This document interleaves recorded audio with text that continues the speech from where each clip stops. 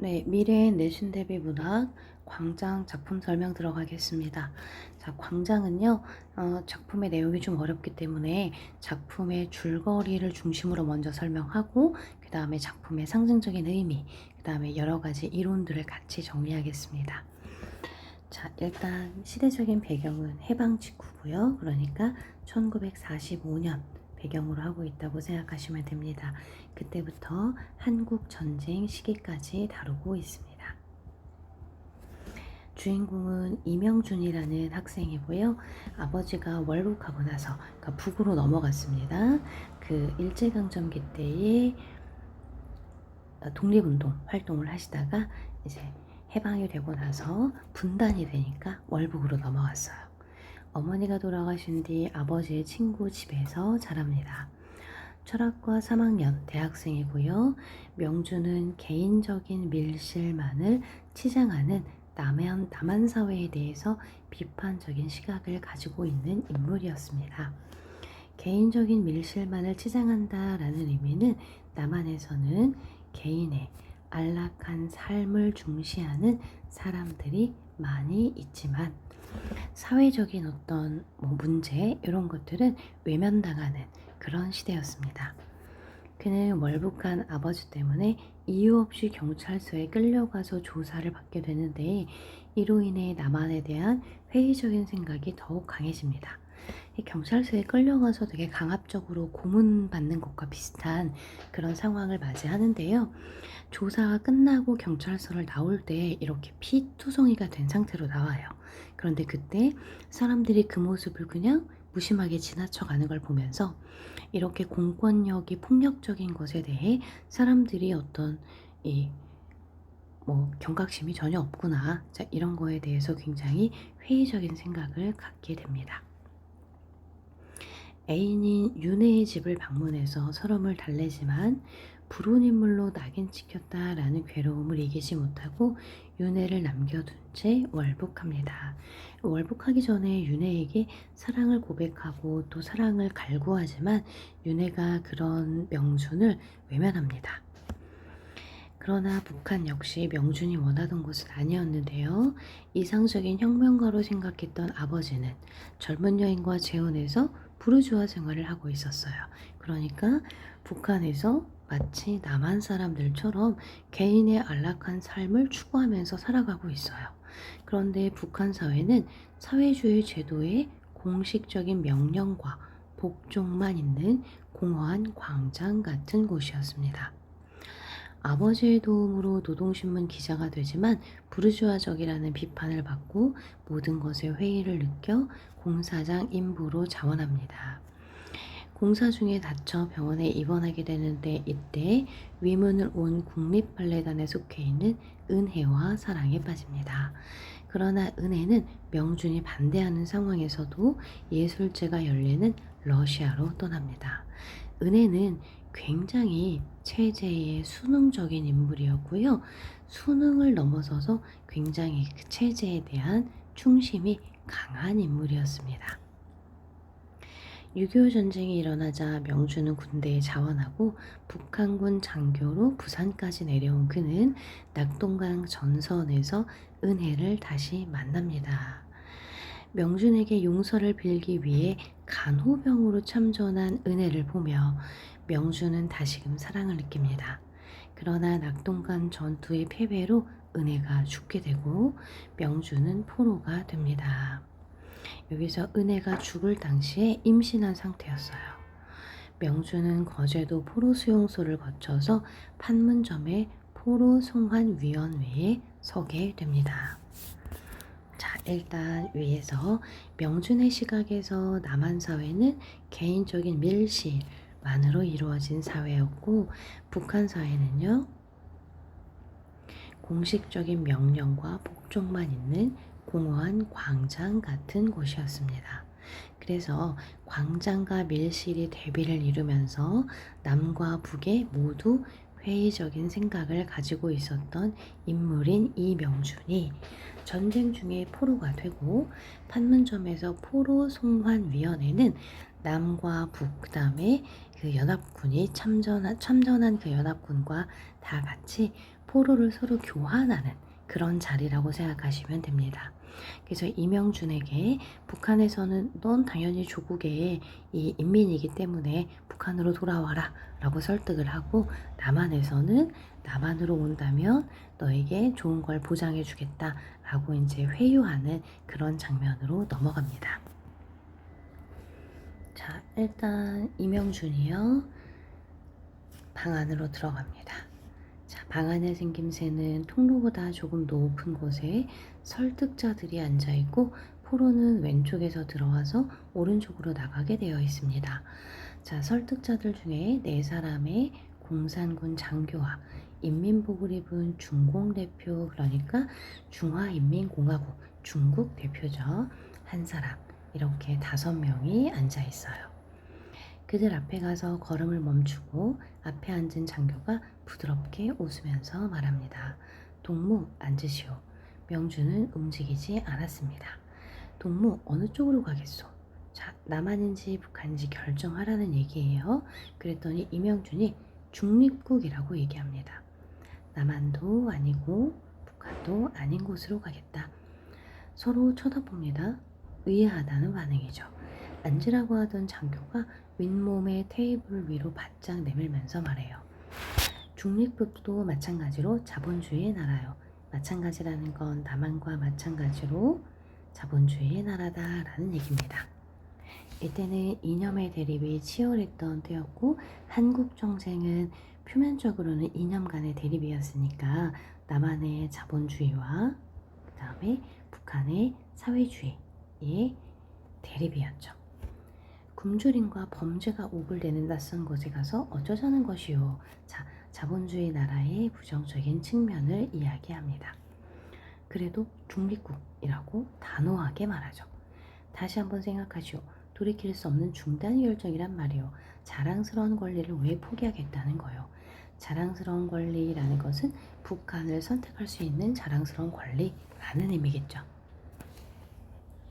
그래도 이명준이 단호하게 중립국을 이야기합니다. 이번에는 그 옆에 앉은 장교가 나왔습니다.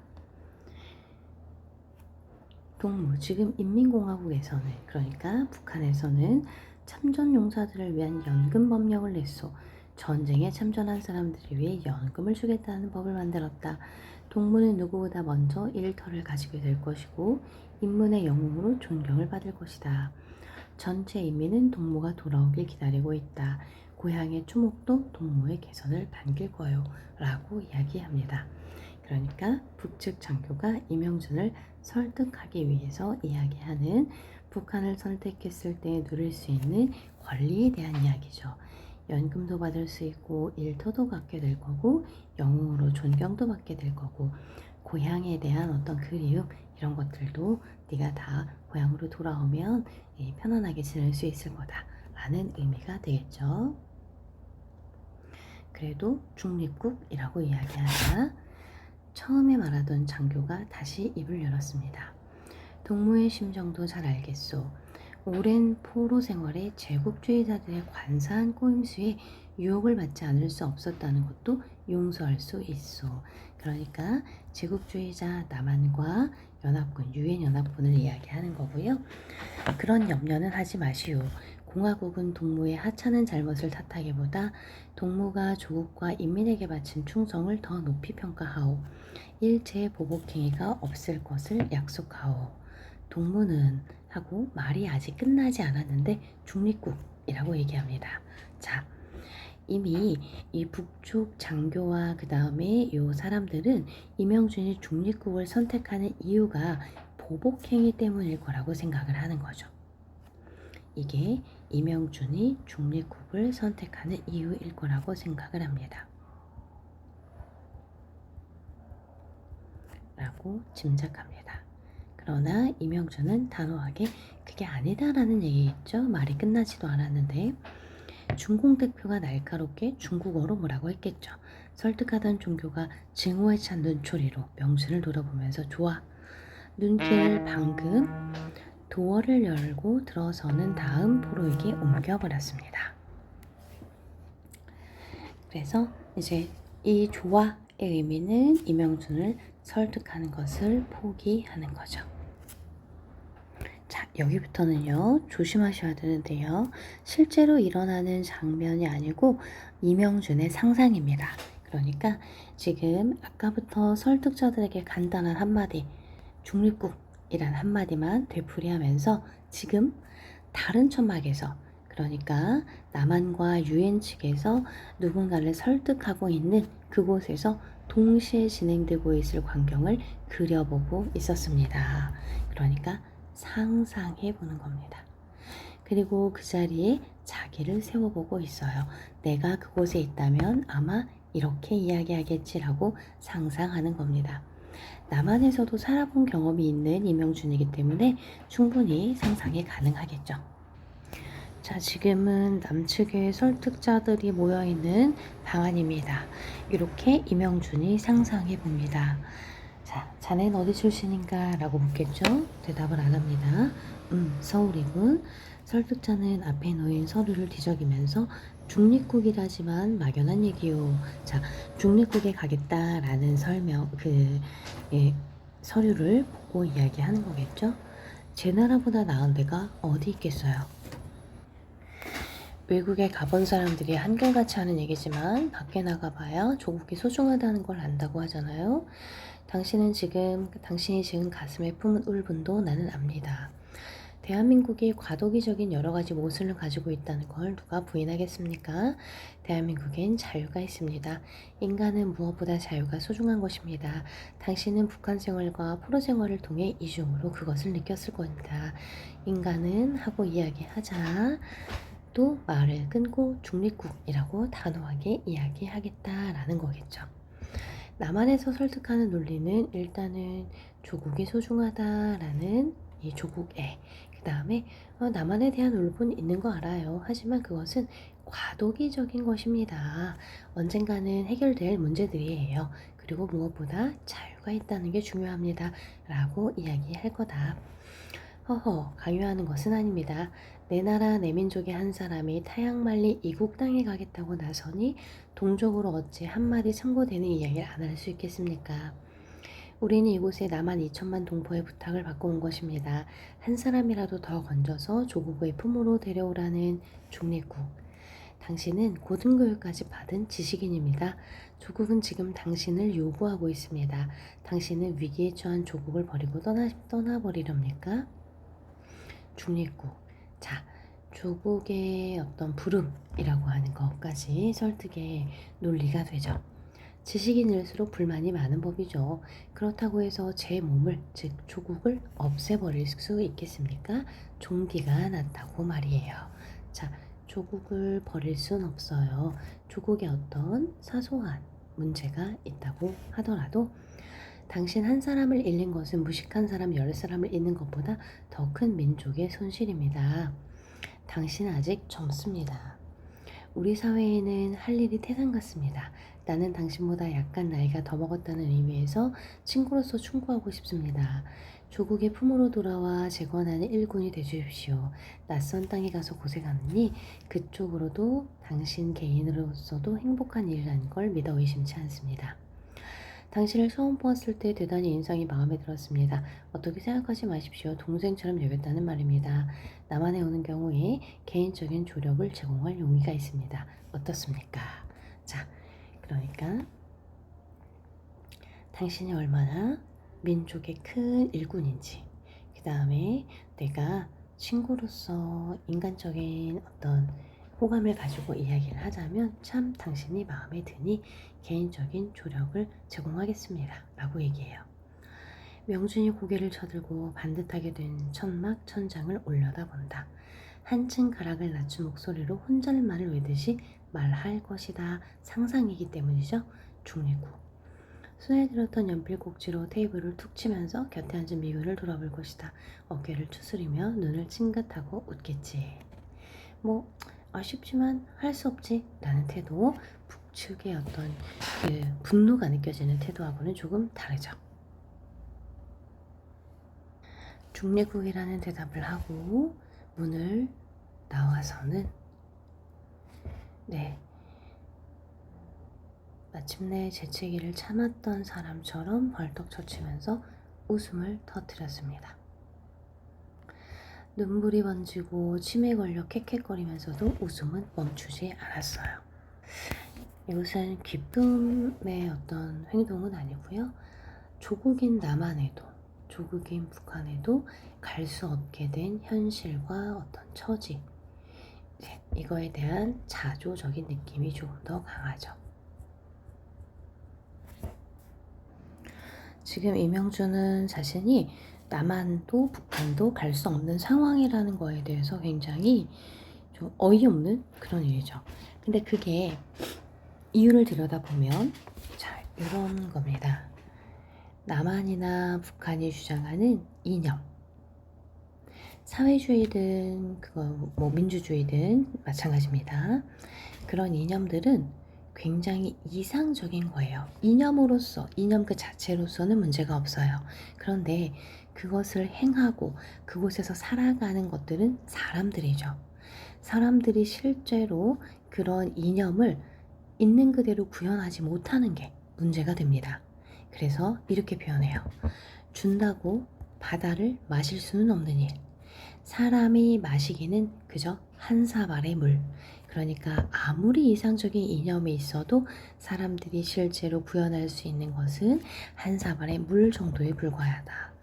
준다는 것도 허황되고 가지겠다라고 하는 것도 철이 없다. 바다와 한 잔의 물, 이상과 현실 그 사이에 놓인 골짜기와 눈물과 땀과 피, 이상과 현실의 동떨어짐, 그로 인해서 사람들이 겪게 되는 고통. 이명준이 남한에서 북한에서 겪었던 고통을 6.25 전쟁, 한국전쟁이라는 걸 통해서 전 국민이, 전 민족이 다 경험하게 되죠. 그것을 세발 줄 모르는데 잘못이 있었다. 세상에서 뒤졌다는 건 뒤처진 가난한 땅에 자란 지식노동자의 슬픈 환상. 이 지식노동자, 이것은 이명준을 뜻하는 거고요. 과학을 믿은 게 아니라 마술을 믿었던 게지.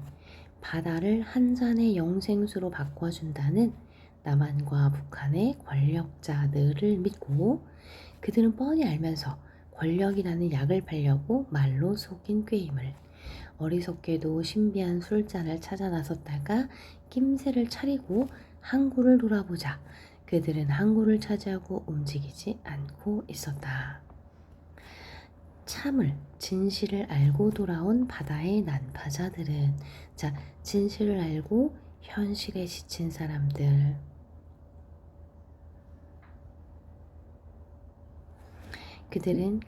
그들은 감옥에 가둘 것이다. 왜냐하면 이들은 진실을 알고 있거든요.